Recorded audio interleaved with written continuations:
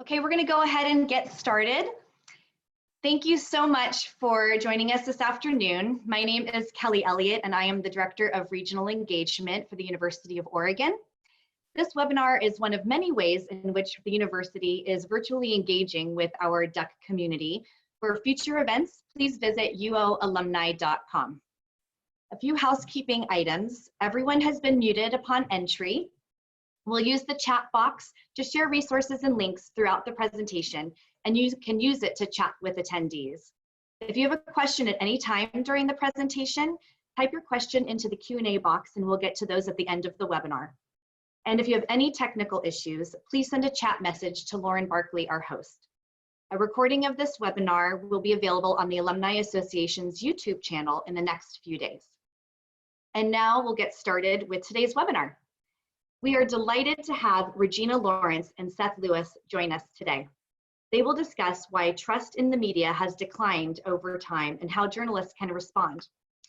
Regina Lawrence is the University of Oregon's Associate Dean at the School of Journalism and Communication in Portland, Research Director at the Agora Journalism Center, and incoming editor of the journal Political Communication. Seth Lewis is the Shirley Papay Chair in Emerging Media and the incoming Director of Journalism in the School of Journalism and Communication at the University of Oregon.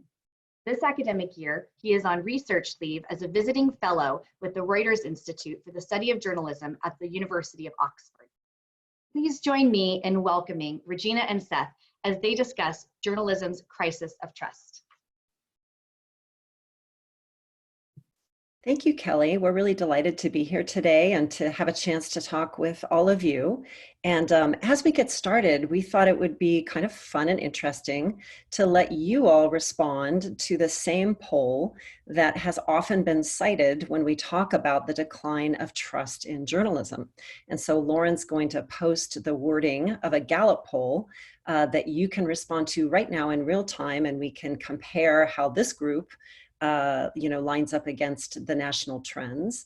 So as you can see, Gallup has been asking people for decades now, in general, how much trust and confidence do you have in mass media when it comes to reporting the news fully, accurately, and fairly. And one of the beauties of Zoom webinar is that we can gather your responses in real time. You can see it's all tabulating there as we speak. Give you another quick moment to register your responses.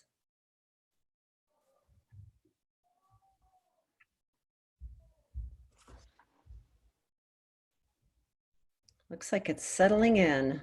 A fair amount, almost 2/3 of you say, and about 20% almost say that you have a great deal of confidence, and another 20% saying not much. And we have a couple of people who feel that they have none at all. So let's talk about how that compares to the national picture that Gallup and others have been sharing with us for a while now. And I think Seth's going to cue up a slide for us here so we can look together. There's been lots of attention, of course, to the disruption of journalism's business model and the fact that we've seen closures of newspapers, shrinkage of newspaper jobs and revenues, and that rightly has gotten quite a bit of attention over the past couple of decades, really, the extreme disruption in the industry. But along with that has gone a disruption of public trust in media. And as you can see, the Gallup poll has been registering those declines for quite a while now. So we've seen sort of a steady decline over time since at least the 1970s, mid-1970s. And then we saw recently, particularly around the 2016 election, a very sharp additional drop in trust, according to this poll. And then we saw a little bit of a rebound. There's been a little bit of fluctuation over the last couple of years. This is, of course, just one organization measuring public trust, but all of the surveys that I have seen have basically agreed that trust in media is well below 50% of the American population. And so there's obviously a lot of reasons that trust in media may have declined, and this is something that scholars like Seth and I and many others have been talking and doing research on. Obviously, one reason could be the many changes that we've seen in the media system, and we'll talk a little bit more about that today. But one thing I did want to bring attention to is that if you look at this particular slide, the decline in trust in media has paralleled a general decline in trust in political institutions of all kinds. And so what we have partly here is a societal phenomenon of declining trust in our institutions, not just the mass media. So that's one reason that we've seen this decline in trust in media. Another very interesting reason that Seth and I have been talking a lot about recently is the way that the decline in trust in media is increasingly a partisan phenomenon. It's reflecting the polarization that we see in society overall. And so you can see here that gap widens in the last few years between Republicans on one side, Democrats on the other, and how they feel about the news media, so that it's become much more of a partisan phenomenon than it was not all that long ago. And I would, in fact, argue, and this is something perhaps we can talk more about as we move through today, I would argue that trust or distrust in media has become something of a partisan identity marker for people. So that to be a liberal American today, a liberal Democrat, tends to mean that you're going to say that you have trust in mainstream media. And to be a Republican, especially conservative Republican today, means that just as you have questions and doubts about climate change and the causes of climate change, and you need to sort of, express that attitude in order to stay within your group, the same seems to be for trust in media, that it's increasingly unlikely for conservative Americans to say that they trust in media. So Seth, I'm wondering what you might also tell us, especially as you've been studying how people are consuming news while you've been on your fellowship there at Oxford. Yes, thank you, Regina, and thanks everyone for joining us today for this webinar. We're really looking forward to the conversation that we hope to have with you all shortly here. And yeah, I just wanted to kind of briefly build on what was described regarding this partisan divide and distinction here. I think that what this graph here in front of you illustrates is that it's not necessarily something new that Republicans and Democrats might have different ideas about the role of the press. In this case, this graphic is showing divides around the question of what is the media's watchdog role? That is, this is the percentage of US adults who think that criticism from news organizations keeps political leaders from doing things that shouldn't be done. Essentially, we need the press because the press holds government and government officials to account. And so you can see that this has varied over time. Not surprisingly, it's tended to kind of move with whichever administration was in the White House. But the difference is particularly stark since 2016, and I think in large part because of the kind of identity markers that Regina described. I want to also just talk a bit about some other factors of trust that we're seeing among Americans, and we can talk about how this compares also to trust elsewhere. One of the things that I've been focusing on during my time at Oxford is doing, really kind of looking deeper into the literature on what we know from the research about trust in news, both in the US context as well as in Europe and elsewhere. And then also talking to people, so interviewing Americans about their feelings about the news media and how those feelings might reveal something important about why they do or do not trust news. So I think this graphic here is helpful because, and I should say this comes from the Reuters Institute for the Study of Journalism, the group that I'm with this year. They do an annual report that I can link to later in the chat. And this comes from their 2019 report.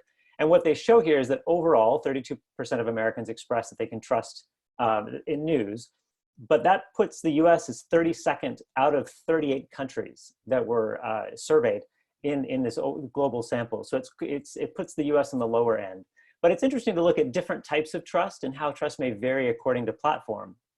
So for example, when people search on Google or use another search engine for news, looking for news topics, there's slightly lower trust in what they find in news through search. But it's even lower when it's news through Twitter, Facebook, or other social media channels. And it's striking that basically half of the people who use news really don't necessarily express trust in that news medium. So it's useful to kind of just sort of peel apart the different types of trust. Also useful to look at how trust varies by news brand. So this again is the breakdown of things in the US context. And I think a few things stand out here. So these are how people have rated news brands on scores of from 0 to 10, of course 10 being things they most trusted, things they can trust with high regard. And interestingly, local television news is at the top, which is something that comes through in interviews we have done, which is that people tend to trust local journalists more than national ones for reasons that we can describe and get into later on. But useful also to look at how the numbers on the left-hand side compare to the numbers on the right-hand side. So on the one hand, we have the scores that people have toward news media that they've heard about.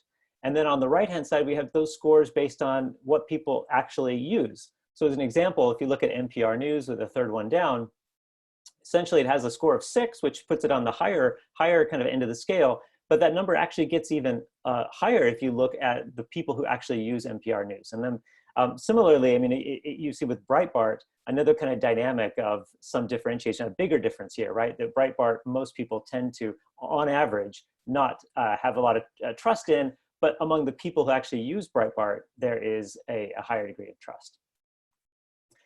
So I want to just take a moment, and this I think will help set up some of the conversations we'll have here to look at how people decide what to trust when they encounter information. And this is something actually that we've been doing over the course of the year, but it's also been interesting to look at this in the context of coronavirus, because we are bombarded always with information, but I think particularly in this moment, people are feeling a bit overwhelmed and trying to make sense of what's true.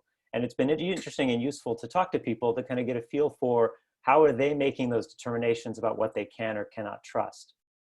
So I want to just point to a few things that have come out of our interviews with about 50 people here so far. And one of the things that's fascinating is that there are, as you might imagine, news seekers and news avoiders. That is, people who seem to kind of almost compulsively seek out news, and they have it on TV all the time, and they just, it's very much part of their day, and they snack on it frequently throughout the day, and they go back to it again and again.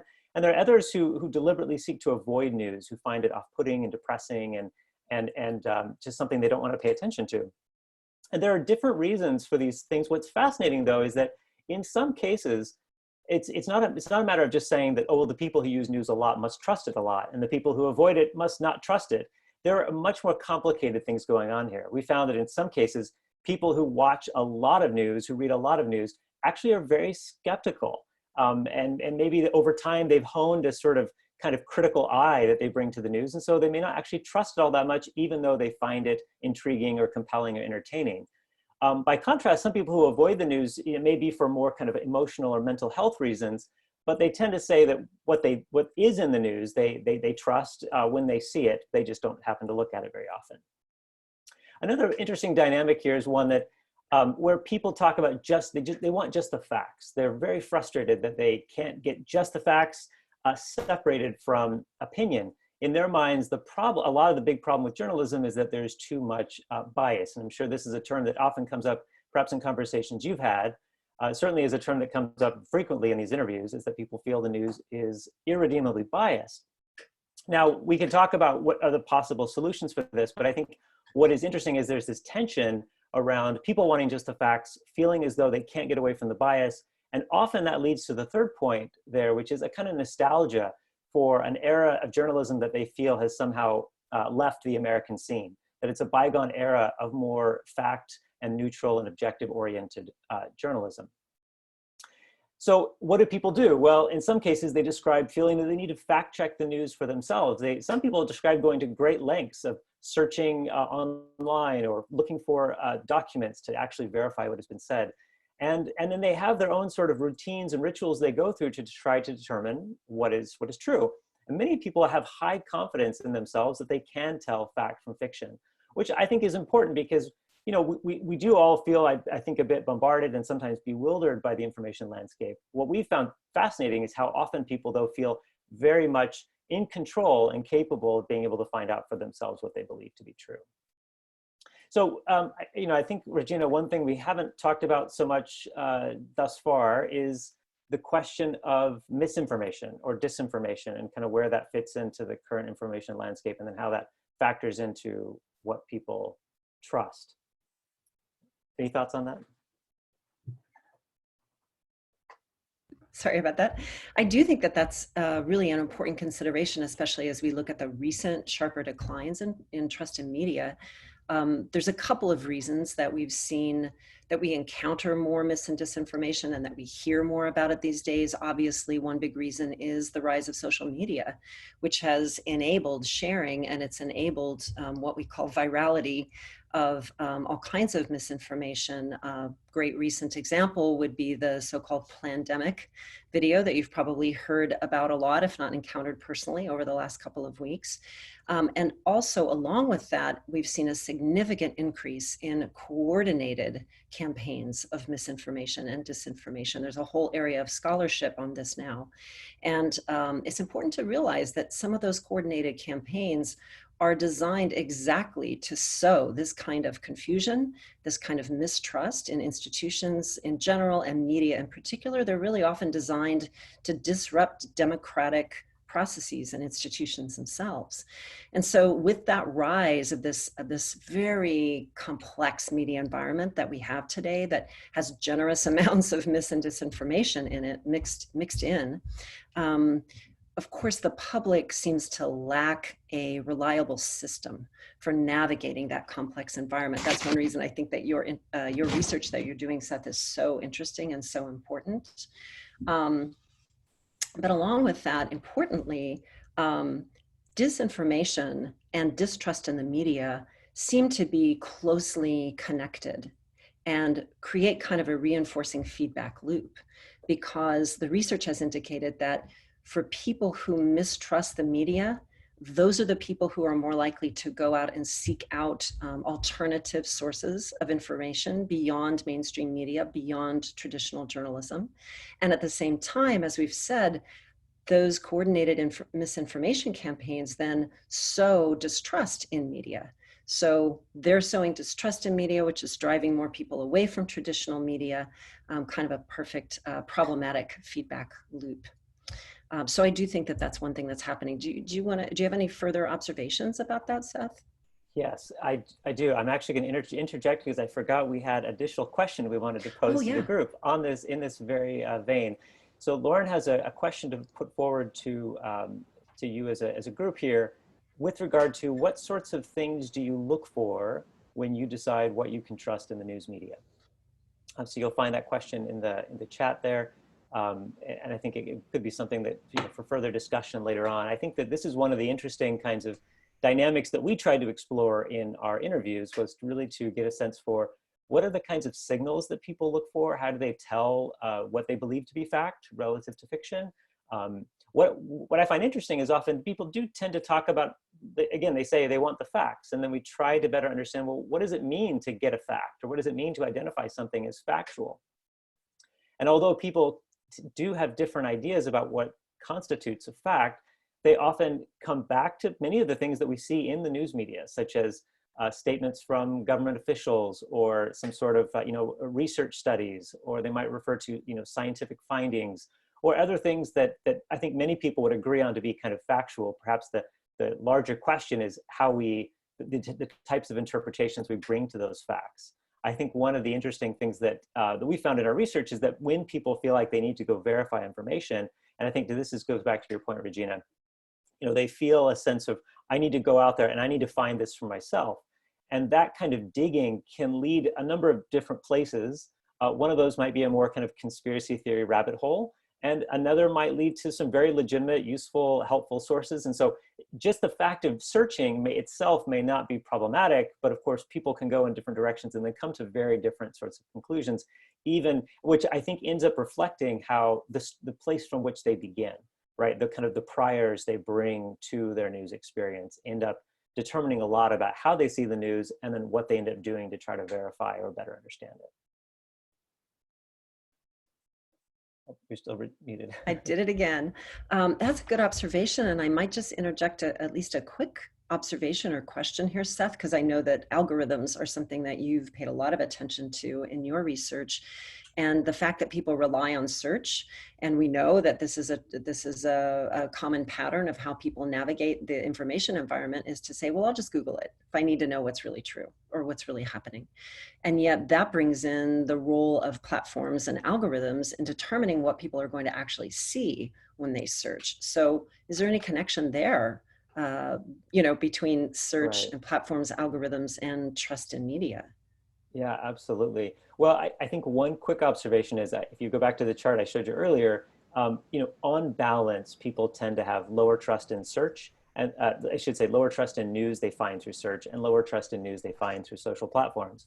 However, that actually varies quite a lot by age. So that may be sort of relative lack of trust may be more true of older people. It's much less true of younger people. So younger people are more likely to rely on social media as their main source for news, and are more likely to rely, therefore, on those platforms for finding news.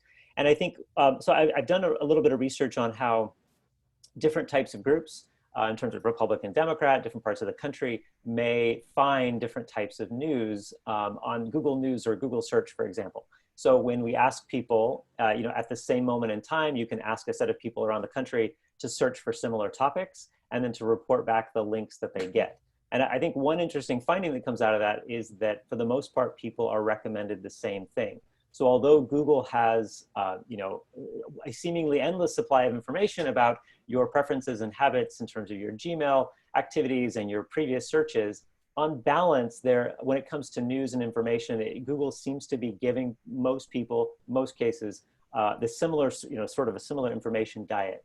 On the other hand, so that may be in one sense good if it means that people are getting the same set of facts, but could also be problematic if, number one, it means that people are only getting a certain select set of news sources, because one of the things we found is that it's a very few set of elite news sources that tend to get high priority from Google, and therefore it might actually be diminishing local and more niche or more smaller startup type of news sources, and essentially not give them the kind of oxygen they might need to get attention in the information landscape. So that could be one problem, a kind of diversity issue.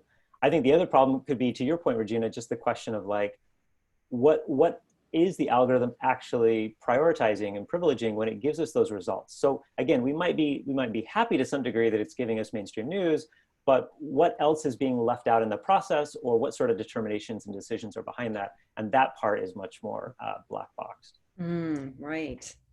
One thing I'm noticing in the chat as people are responding to the question that you posed, and I want to mention, I think that question that we posed to the chat is one of the questions you've been asking people in your interviews with them, right? So it's pretty interesting to see how this group is responding. And as I'm, kind of scanning it here quickly, it does seem that for many people in this group, it's just, it's knowing the brand, knowing the trusted brand of the news organization, or knowing that the information that you're consuming is coming from credible journalists. And it strikes me that for this group, there's a clear sense of what that means. But for the general public, we know from lots of research, there's not a clear shared sense of who constitutes a credible journalist or a credible news organization that one kind of should pay attention to. Is that correct? Yeah, I think that's a great point. And I mean, I think there's a useful kind of way to think about how, trust is a two-way street. And so, in what ways can the public come to trust journalists more? And in turn, how might journalists come to better understand and trust the public, which I know is something that's near and dear to your heart as a researcher. So first, on the kind of question about the public, I think what has been interesting from these interviews is to find that, for the most part, people have a relatively limited idea about how journalism works. This is another one of the questions we like to ask, is just simply, do you know a journalist personally? Do you feel like you have a sense for how journalism works, how journalists go about their work? And I think many people have ideas based on movies, which is to be expected, right? How many of us know the ins and outs of every other profession or occupation out there? Certainly, we all kind of work with just stories and images and mental models that come to mind, perhaps from popular culture or wherever. But I think it does show that, for example, people don't really understand for the most part how the work that journalists do gets paid for. So how, do they get paid per story? Do they get paid for writing a story that gets more attention than other stories? How motivated are they by money? I think many people assume that journalists are doing what they're doing primarily with a money motive in mind. And I think if you were to ask journalists about that, they would have a very different response. They would probably laugh at that idea. So I think it just goes to show that there's a lot of misunderstanding on the public's part about how journalism works. And if they knew the process, if they knew the work that journalists went to, and if they saw the good faith effort that was involved, I think it would lead to very different opinions about the work they do. Well, what do you think about the flip side of that, from the standpoint of journalists better understanding the public? Right. Well, yeah, I was going to say this kind of gets us into something you and I have been talking about a lot lately, which is, the problem of trust. How are news organizations, how are journalists going to be able to win back trust? And I always like to sort of bracket that when I talk with people, and to sort of remind us that for whole swaths of the American population, there hasn't been trust in media. It's not a matter of regaining it. It may be a matter of building trust for the first time. And that's especially true amongst communities of color around the country who have, for decades experienced either being ignored or being treated to very stereotyped kind of coverage, or the kind of parachute journalism where, the journalists descend if there's a tragedy, a shooting, a violent crime, and then leave again, and never help the larger public understand anything more about those communities. So I always like to remind us all that trust in media, it's not like, we used to have it at 100%, and it's declined from there. It's not just a matter of regaining trust, it's a matter of building trust anew with some communities. But it is a tough nut to crack, right? How are journalists going to win back the trust of the public? And maybe you want to elaborate a little bit, Seth. I think you were suggesting that one way that could happen will be if the public can be helped to understand how journalists really do their jobs. Yeah, I think that, right. I think that there's a gap in understanding, because I think, for example, many people just simply don't know what the story process looks like from beginning to end. How is it that story ideas emerge? How is it that journalists follow certain leads? Why do they talk to some people and not other people? How do they decide what's credible? I think this is actually, it's not just that news audiences are having to determine what to trust. We might forget that journalists are always, and just like all of us, are making similar determinations about who's trustworthy. How can we, consider this information credible, more credible perhaps than other information? So they have to go through a process with each and every story, with each and every news item, that I think is, in many ways, somewhat, opaque to people. And I think also it's on journalists because they've not always explained the line between news and opinion. And so I think that is just a feature of kind of, in some ways, news packaging, that for many years, many decades, journalists have developed certain habits of how they present the news, how they publish it, how they organize it on a page. And, it might be totally clear to them what certain placement or certain images or certain headlines mean. But, the idea of like a news analysis, for example, that concept might be just confusing to people. And then when they see stories that seem to have more opinion than they expect, that's when I think naturally people begin to ask questions about bias and so forth, because to them, it appears to be opinion that's getting in the way of what they see as just the facts and should be just basic news. And this gets back to the nostalgia that you mentioned, because there definitely have been changes in journalistic practice over time. There's been, in television news in particular, a documented increase in the sort of dramatization of news, right? The idea that that TV news should be produced in ways that kind of mimic features of entertainment television. So we have good research that Jonathan Ladd did years ago, for example, to show that one pathway to distrust in media is the heightened competition and commercialization of news, that people look at that, and at least for some people, and they find that to be less credible and a reason to distrust. There's been changes in journalistic habits around the journalist speaking more in his or her own voice. On TV, this plays out as shrinking sound bites, so that it's the journalist who's talking way more than the sources that they're interviewing. So this interposes the journalist more forcefully between the news sources and the public. We also have good evidence to suspect that that's been contributing to the decline in trust in media. So there have been these changes in journalistic practice that you mentioned that I think that's part of the reason that for older Americans like myself who can remember different news systems and different journalistic standards from longer ago, there's been a noticeable change in the way that the news is packaged, how the news feels. I also wanted to quickly mention in response to what you had said, Seth, there's a lot of interesting innovations going on now around how can news organizations innovate to build trust. And one organization I've been really interested in is called Trusting News. And what they've done is to develop a series of processes and markers that news organizations can use to indicate to the public, we are to be trusted because here's how we do our work. And so some of the things that they counsel or consult with newsrooms on is, for example, kind of showing your work, showing more clearly, here are all the sources that we interviewed. Here are the documents with links to them. Here are the documents that we reviewed in order to write this story. Here's why we chose this story, because that kind of gets at that a little bit at that bias problem, because the public often assumes everyone has an agenda. I hear that all the time. Everyone has an agenda. And so it helps the public to understand, here's why we thought this story was important to cover. So for me, those are really interesting innovations to pay attention to. And the key question is, we need to do more research to really see, do those result in greater trust on the part of consumers? And then I guess I would also say, Seth, in answer to your question, I think it goes both ways. I think the public can be helped to understand more about how journalists really do their work. At the same time, I think journalists can be helped to understand the public better. And one important way is through the kinds of research that you're doing and that we do at Agora Journalism Center that really tries to help lift the veil on journalistic processes. But another way is through various innovations in practice. And one that we are very interested in at the SOJC is what we call engaged journalism. And I think actually we've got a couple of slides here to kind of illustrate.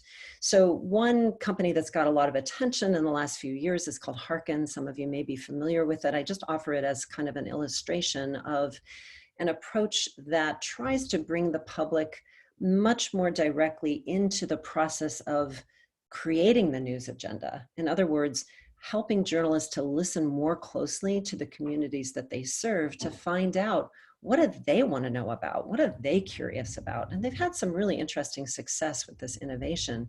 So you can see an illustration of their model here, where in traditional news reporting, of course you go out and you interview sources and that kind of thing, but then you concentrate way more on the production and distribution of the story.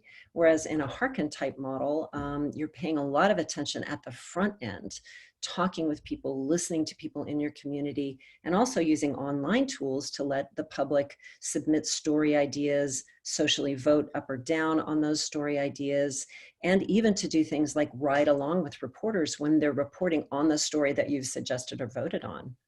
So that's one interesting example. At the Agora Journalism Center, we've focused a lot on different approaches to engaged journalism. So I just wanted to do a quick shout out here. My colleague, Andrew de Vigal, has done so much work, first of all, building a platform called Gather, which is an engaged journalism collaborative that now has thousands of practitioners, not just from the US, but from various parts around the world. And it's really a clearinghouse, a compendium of resources, case studies, lightning chats for people to talk through engagement challenges. So that's one way that we've been working on trying to sort of support this new innovative approach to listening.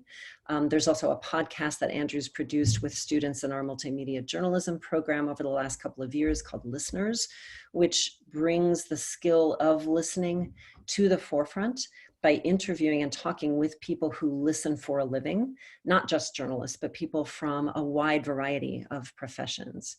And then, as I mentioned at Agora, we've been trying to do a lot of research to understand how news organizations are trying to innovate along these lines and what the challenges and pain points are for them as they do that innovation. So I guess in my view, there's probably many ways that journalism can win back or win trust. I do think that engagement and listening to the public may prove to be a really important part of that. We know from research that our colleagues Todd Milborn and Lisa Hayamoto did a couple of years ago, a really interesting report that they called the 32% Project, because they were calling attention to that 32% of people who said in 2016 that they actually had a lot of confidence in the media, that same poll that you all answered at the beginning. And what they found in their study, which just involved going and talking with groups of people in communities around the country and asking them, who do you trust and why? And what are the markers of trust and trustworthiness for you? And they found that when people feel that they've been listened to, when they feel that the journalist has the best interests of the community really at heart, that's a key to reestablishing trust, which is easy to say, but obviously a lot harder to do. So I think, Seth, if you have any other further comments, and then I think we'd like to open it up to Q&A. Yeah, I think we're ready to jump right into questions. I think it looks like we've got a lot of great comments and suggestions here, and lots of wonderful observations in terms of how people decide what's true. It's fascinating. Yeah, thank you for sharing all of that. Thank you both so much, Seth and Regina. So we actually had a question submitted prior to the start of our webinar from Scott, who grew up in the 80s reading the LA Times and watching Dan Rather and Peter Jennings when journalism was held in high regard, according to Scott. He believes that journalism really fell off the tracks when reality and shock TV began to kind of sensationalize the struggles of everyday people in the 90s. His question, and I think that the two of you kind of touched on this, is how do we turn this around when people are hungry for credible yet non-academic, clear and easy to understand journalism? You both talked about kind of overcoming that coordinated misinformation campaign that you, let's see, we have the public can be helped to kind of understand how journalism or how journalists actually do their job. Yeah, lots of great things in there. I would just say that as somebody who was born in the late 70s, but was such a news junkie, I grew up in a kind of news-oriented family. I watched Dan Rather every night when I was like 6 and 7 years old. And so I was very much, I can appreciate sort of the changes in news over time and just kind of this interest in news. And I would say that, many of the concerns we have outlined are not particularly new. I mean, I think that there's a new kind of urgency that people have identified around these issues, but you can go back to, I believe it was 1996, and James Fallows, who writes for The Atlantic, wrote a book, and I don't quite remember the title off the top of my head. It's called Breaking the News. Yes, Breaking the News. Yeah, perfect title, right? Breaking the News, which was all about how news is broken, that the way it's put together, the way it's presented, it's fundamentally broken. Now, I'm sure Regina can talk more about this in full, because it relates much more to kind of her area of political communication. But I think in large part, it's a factor of how journalists talk about and deal with politics. And I think we've seen over the last couple of decades how it's just become, I mean, it's in some ways, it's not surprising that the news media has become such a kind of focal point of partisan disruption and discontent, because in many ways, politicians have willed it so. And this is not just one side or the other side, but politicians of all stripes have certainly made, kind of taking advantage of the news media, targeting the news media and so forth, part of their approach, but also at the same time have kind of, it's an interplay, because the journalists at the same time, I mean, certainly with blogs and now, and of course, cable television before that, and with blogs and online media, there's ever more opportunity to cater to a more niche audience. And so you can deliver news in a way that is, that is going to appeal to a smaller, more tribally oriented, more thoroughly engaged slice of the populace. And so both of these things are happening at the same time. And news in some ways gets caught in the middle and perhaps misrepresented, both from the political side and by the way in which it has become so fragmented. But that would be my take in terms of kind of the overall macro forces we're talking about here, and how they have left a lot of people, like their questioner, frustrated, for sure. And there's one important factor we haven't happened to mention yet, and that is the rise of cable television. And this really matters, right? Because cable's bread and butter is politics, like you talked about, Seth. And of course, their business models rely on drumming up and maintaining the niche audiences that they serve. And it's easy to forget sometimes because they are so dominant in our political life that still cable news audiences are not as large as general news audiences in many cases, but they kind of play an outsized role, particularly in the coverage of politics. A few years back, the Pew Research Center that many of us rely on for really great, reliable data on public attitudes about news and news usage, Pew thought to actually ask people when they were asking questions about trust in media, to also ask people, well, what are you thinking of when we use the word media? And they found that a plurality of people were thinking of cable news in particular. So that the term the media really was just a stand-in for one very specific type of media with its own pretty unique characteristics and a very polarizing force in our politics and now in our trust in media itself. So I think cable, maybe even more than reality TV, cable has played a really outsized role in this problem.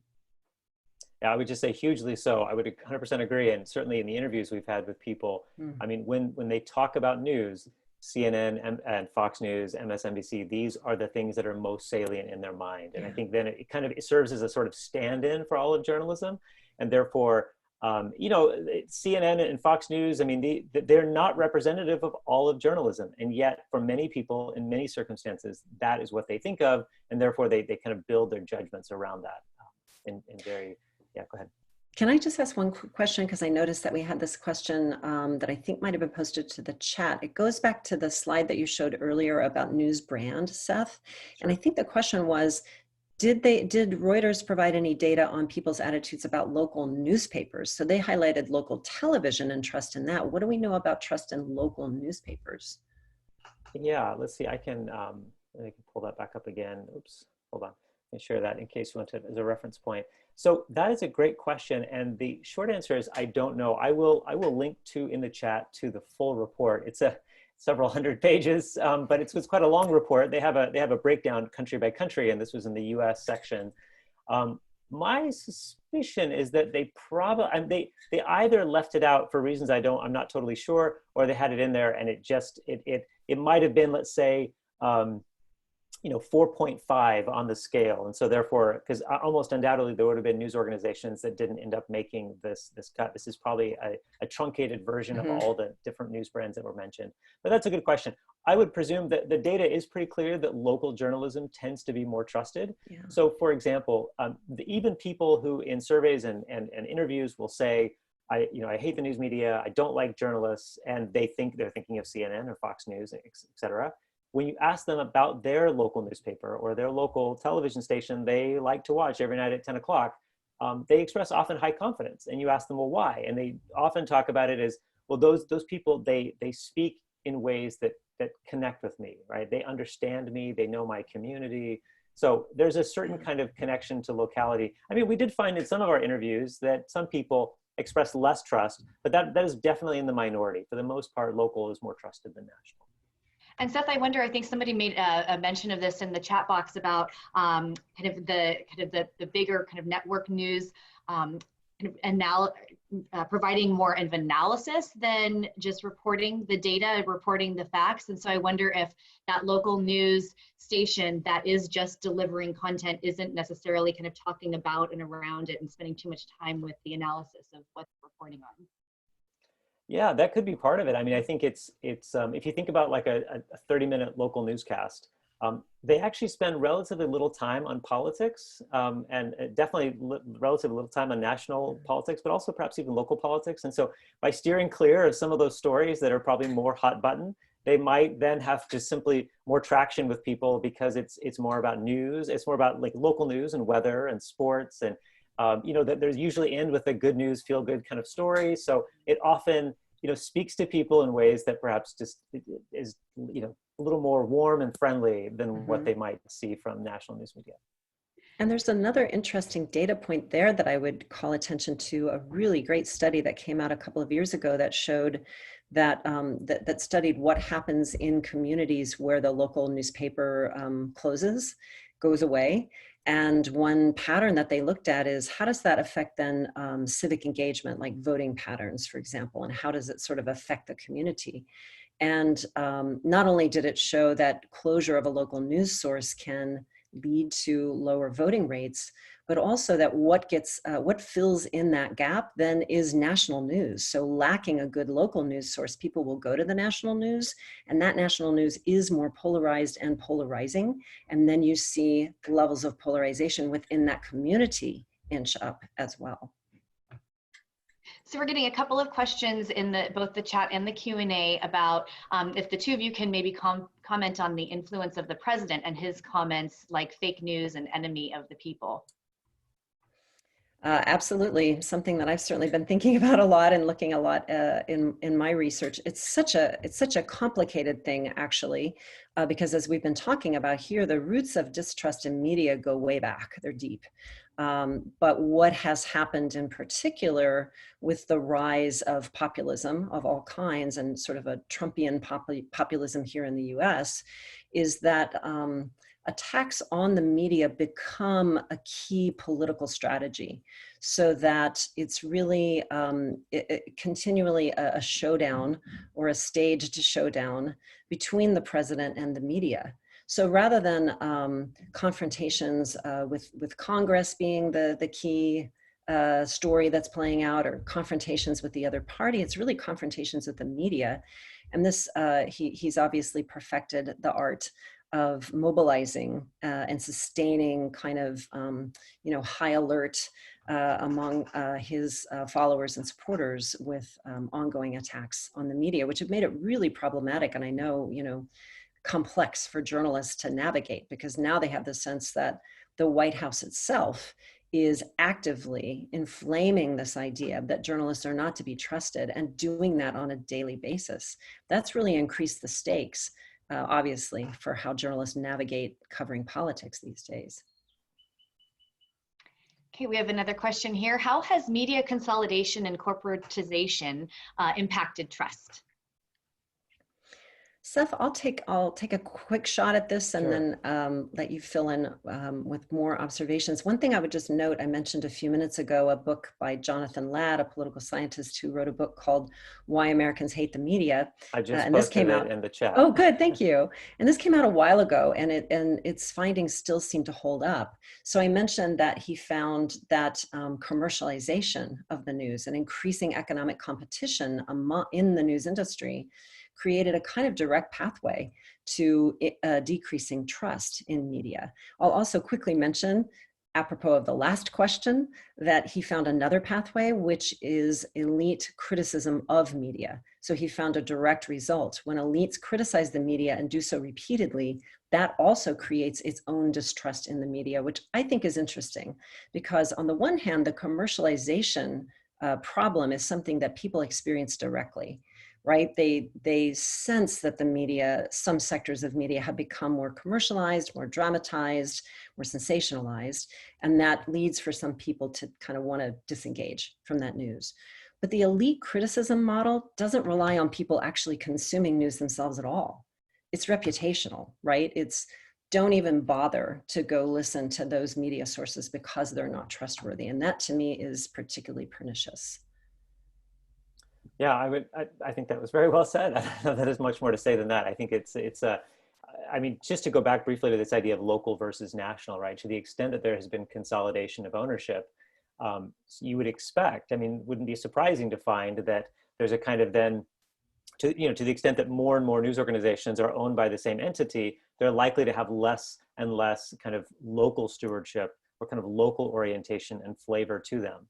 Right? Because what often happens with these very large newspaper chains or also broadcast conglomerates is that more and more they're using the news sections to kind of be filled by the same things, essentially produced centrally and then pushed out to all of those local television stations or local newspapers in a way that is basically crowding out the journalism that would otherwise be produced by journalists in those communities. So again, it's not surprising that we would then also probably see, we don't know that we have the data to say for sure that that's the case, but it would certainly stand to reason that people, if they see less of a local flavor and orientation in their news organizations, might then therefore trust them less, just like they have less trust in the nationals.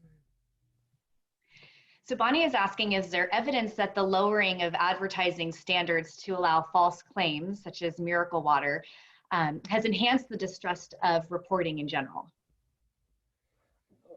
So just to kind of clarify, as far as like some of the claims that are made in the news media or in advertising, I don't know. I can kind of just, I have an idea where maybe where this is going. I'll just say that one of my pet peeves, and I do think that this is something that's real, is that on many news sites, at the bottom of a news story, you find these links to other stories. It'll often say around the web or some other kind of catch-all title, and then there'll be all of these various, like there'll be a little photo and a headline. It often relates to something kind of, salacious, or about a celebrity scandal, or about some, sort of like surgery that you can do, or ways you can save money on your mortgage, right? You have essentially what many people would call fake news sitting at the bottom of what is ostensibly real news. And why more news organizations have not bothered to question this sort of juxtaposition is baffling to me. And I think it certainly comes at the cost of trust in ways that I think haven't been fully calculated yet. You can ask, well, why are they there? Well, it's because they make money, right? Those ads do deliver some revenue. And so obviously they've decided that it's worth the revenue they get to have those at the bottom of the page. Interestingly, some news organizations have moved away from those and have found that that's actually good real estate to encourage people to donate or sign up or subscribe, as perhaps you've seen The Guardian do that and some others. But I think it's just indicative of how news organizations have not thought enough about the placement that they do with news, and how they distinguish news and opinion, how they distinguish news from advertising. I'll just add quickly that research has found that journalists and scholars often think of fake news as something very different from real news, that there's a sharp distinction between them, but that actually when you talk to people, they don't see as much difference. They see fake news in the way that news might spin things, or they see fake news in the kind of advertising or advertorials. And so it's just important to point out, they see much more of a spectrum of fakeness as opposed to this kind of bright distinction between fake news and real news. Great. We have a question on confirmation bias, and the two of you did touch on this earlier, but the idea that people are seeking information from sources in which they already agree. So left-leaning might look to the New York Times, Washington Post, but explaining maybe the decline, participation in that, and the decline of trust. Can you both comment on that? And are there any outlets that are trusted across political parties? One thing I would say is that while it is certainly true that there's lots of evidence that people increasingly do segregate themselves in terms of news choice, there's very good solid data on that. There's also good data to suggest that for an awful lot of us, we still, we don't live in perfect so-called echo bubbles, right? Or echo chambers or filter bubbles. We actually, many of us encounter cross-cutting opinion and perspective and news sources throughout our daily news feed. And of course, a lot of this goes to how each of us navigates the information environment and what platforms we primarily utilize. But I just wanted to point that out, that I think sometimes this idea is out there that, oh, everybody now only lives in a filter bubble. And actually the data don't say that. They say that, there's filter bubbles and there's also still a lot of exposure to cross-cutting news. Did you want to add anything, Seth? No, I think that's very well said. I'm sorry, I was getting distracted looking at the great questions in the chat. I know there's a lot of really great good questions here. I wish we could talk about all of them. I know. And just to answer one question that was asked about the bookshelves, they're all empty because I was going to ask you to explain your bookshelf. Yeah, so I'm here in Oxford, but I'm about to move back to Oregon. At the end of this fellowship year, this was not how I expected the year to end, my time here in Oxford to end under lockdown. But yeah, we're in process of moving out. I wish I had a more attractive background, but yes, perhaps there's some symbol going on here that I haven't thought of yet. It might be say something larger, but for now, that was what I'd say. But lots of great questions in the chat. I think, I would just echo Regina's point that we do tend to have, I think that, and sometimes the news media actually contributes to this problem, that there are these popular myths and misconceptions about echo chambers and filter bubbles, and about even sometimes the divisiveness and polarization. I think, yes, it's there to some degree. If you want to find it, you can find it in some element of the data. But I actually think one of the things I've enjoyed about doing these interviews with people is that it's often much more complicated.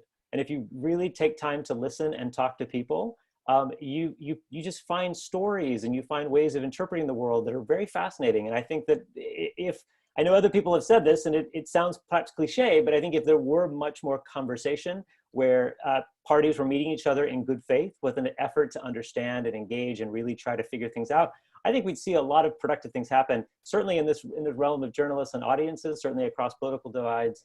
And I think it's important to recognize that, you know, that we don't necessarily have all of these just perfectly sharp distinctions in the world. There's a lot more blurriness, and I think people are willing to tolerate that ambiguity if they feel like there's some good faith around it. We've had a lot of really active conversations, and I appreciate that in the chat box especially.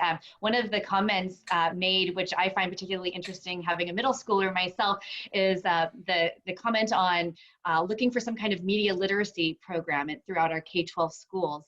Do the two of you know of anything that, like, you know, that is happening kind of in that regard? I would love to hear your thoughts on that. I'd love to answer that, not because I'm an expert on media literacy programs, actually. So there are many such programs, and schools differ in how they take those up, just as they differ in all kinds of civics education overall. One observation I would make is that from my limited exposure anyway to media literacy programs, they may be contributing to this problem of trust, because there are media literacy programs that essentially teach kids to just distrust everything, right? To just assume that everything has a commercial motive, and that your job as a consumer is to deconstruct the product in terms of the economic agenda behind it. And that's a useful skill, particularly when we're looking at fields like advertising, strategic communication, et cetera. But we all know that's not the only motivation, and it's a problematic motivation to assume that journalism is only or primarily motivated economically. Yeah, I couldn't agree more. I think that you know, certainly we need more media literacy, just like we need more civic literacy. We need more discussion and conversation and learning around kind of how news, media, politics, all of these things work. But I think that unfortunately, one of the outcomes in some ways of the kind of media literacy movement is to lead toward an unhealthy skepticism or cynicism. And I think it gets to maybe the question of, like, what is the right amount of trust? What is a healthy or appropriate amount of trust that we should have in the news media and in politics and in other institutions? I would say, I mean, I think there hasn't been a clear answer to emerge from research, because on the one hand, we don't want people to just blindly trust everything they read and see and so forth, but we also don't want everyone to just cast it aside out of hand and assume that everything is done with a kind of evil motive and intent. So there is clearly some sort of place in between that would be healthy and positive and productive for society to get to. It would seem as though we are too far on the distrusting everyone and everything portion of the scale. And so what types of things could help, you know, grow and strengthen trust? And I think this is bigger than media and news. This is a question of, you know, what are the forces and factors that help people to have greater trust in humanity, in their you know, neighbors and their community, and to parlay that trust into greater engagement with their communities. I think that's a big part of this. It's not just a matter of, I think a lot of times when people distrust the press and distrust journalists, that's the kind of process of otherizing, or sort of casting aside people as being somehow different from them and therefore they can't understand them and so forth. And just needing to get past that and get beyond that is an important thing. And again, it's not about just simply saying everyone should trust journalists full stop, but we need a better approach that I think helps us to develop a more productive form of literacy, as well as trust and community trust in society. I'm glad you raised that, Seth. And I would just quickly add to that it is an interesting question. What is the right amount? You know, what's sort of the Goldilocks, that's just right amount of trust in media or other institutions? Some degree of healthy skepticism is probably necessary for a well-functioning democracy. If we think that democracy is people governing themselves, then that means people have to take responsibility for vetting information to some degree on their own. On the other hand, the role of journalism, of course, has been that, you know, to authoritatively vet information for people. And if we feel that we can't trust it, that's also problematic to democracy. So I think we implicitly think that, I don't know, is it 50%? Is it 60%, 2/3? Is it 75% of the public that needs to say that they trust the media in order for us to be in a good place as a society? I think that's actually an important normative question that we don't have a clear answer for. I want to just add quickly that I just posted in the chat a link to a project that is led by Ed Madison, who's a professor in the School of Journalism and Communication, one of our great colleagues. It's called the Journalistic Learning Initiative. And if you go to the site, you'll see that the purpose of this project is to help students to learn about civics and about media and about storytelling by simply doing journalism. And I think one of the things that would help, I mentioned earlier how there's a disconnect in terms of people understanding how news works, and that disconnect then often leads to forms of distrust that are frankly kind of unhealthy, is that if more people did journalism, more people would have therefore an appreciation for what goes into the journalistic process, as well as being empowered with the skill sets to do important forms of storytelling on their own, to represent their communities, to raise their voices and so forth. So there's a lot of power that can come from from learning the journalistic process and participating in that, that I think would help with a number of the things we've discussed today. Well, thank you both so much for sharing your knowledge and insight with us today. We've reached the end of our time at the end of the webinar, and so thank you all to those who participated. I'm sorry we didn't get to everyone's questions, but there was a great, robust conversation in the chat box, so thank you for participating in that. Regina and Seth, we can't thank you enough for taking the time to share your thoughts with us, and with that, I think we will conclude our webinar. Thank you very much. Thank you so much. It was a pleasure to be here. Absolutely. Thank you for joining us.